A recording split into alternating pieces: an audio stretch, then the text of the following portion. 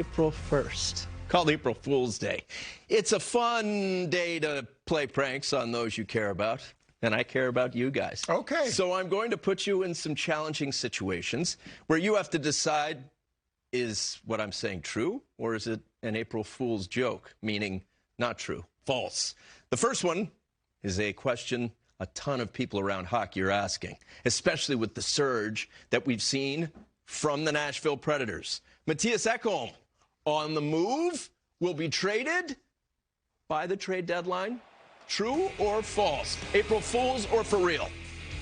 Well, you're sitting closest to the host. Okay, I'm going to say. Typically at this network, you're sitting close. I know, but I hate to deliver bad news. There's a lot of teams that are not going to like this answer, but I believe that he will not be traded by the trade. Look at how they're doing now. Yeah, I'm sorry, because I got to tell you, there are a lot of teams really licking their chops at just thinking they might have an opportunity to land this guy. At just 30 years old, you see him still. There was a lot of planning going on pre-March 15th before the Preds caught a flyer. Oh, yeah. Because you know what saved the Preds is the expansion draft.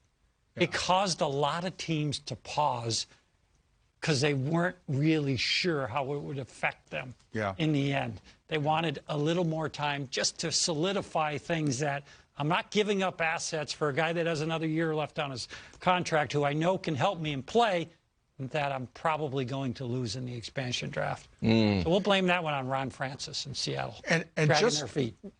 And just while we're focusing on the player, just to make it clear, he was before the Preds again hit a flyer here, one of the most coveted pieces to really be considered at the trade deadline discussion. So effective on both sides of the puck, and really a dynamic, explosive skater that makes him such a great defender in one respect, and he's really can be a game breaker on the other side of the puck at the same time. Battle-tested. Guy that plays a lot of really important minutes for the Nashville Predators, and gosh, you could draw a circle around 10-plus clubs out there that would really love to have acquired him at the deadline, and I'm with you. I don't think it happens. Yeah.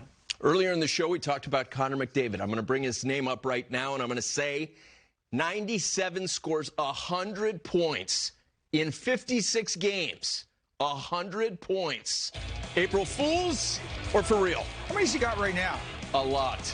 63 or something. He's 63. got 63 or points something. last night. He's got 20 plus 23, 24 games left. So that's a 2-point clip to finish out the season. Nope. That's a no. That's a hard no. That's a hard no. Not in a 56 game schedule. I'm sorry. He's had a fabulous season. Don't want to take anything away from that. Not at all. That is one of the most skillful packages to ever set foot on NHL ice. And I hope that he's got all kinds of hardware at the end of the day, including especially the Stanley Cup, to show for his career, because he's just that special, and I think he'll eclipse a lot of really brilliant hockey players, guys that have left a legacy in our game.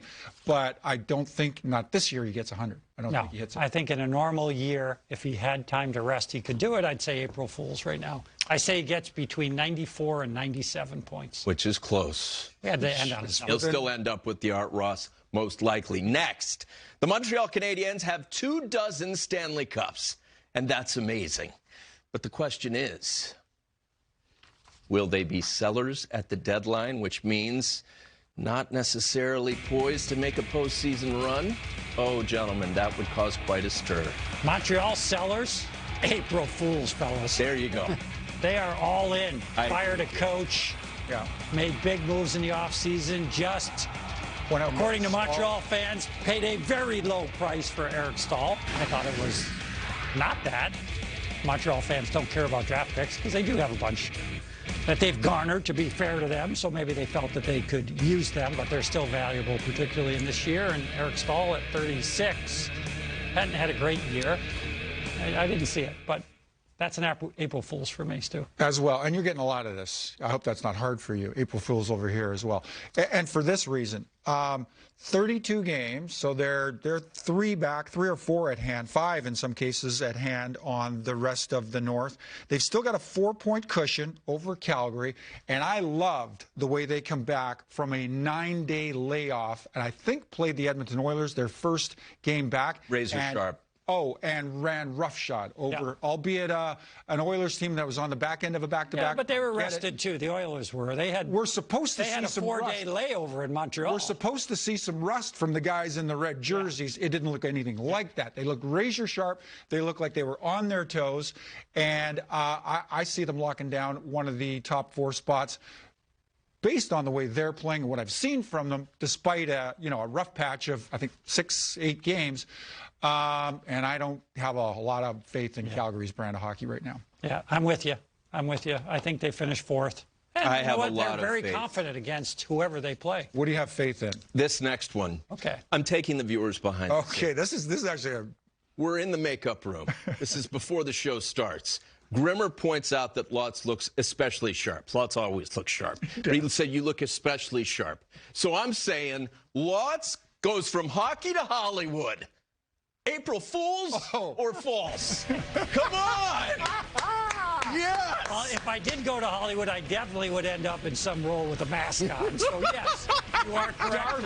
Darth Lawton. Darth Lawton. Yeah, just follow me on Instagram if you want. Every year, I'm a big Halloween guy. I put that costume on. I went out the bathroom window in my home. I snuck around the back, and I snuck in the back door and scared my wife with that costume on. You know what? That's awesome. As I focus in on your eyes and your eyes alone, that doesn't feel like the start of Halloween night. That looks more like the end of Halloween night after you've had a... No. But I don't want to judge. No, that's not true at all. I don't want to judge. I had just come back from here. I was overworked here. I went home and I was tired.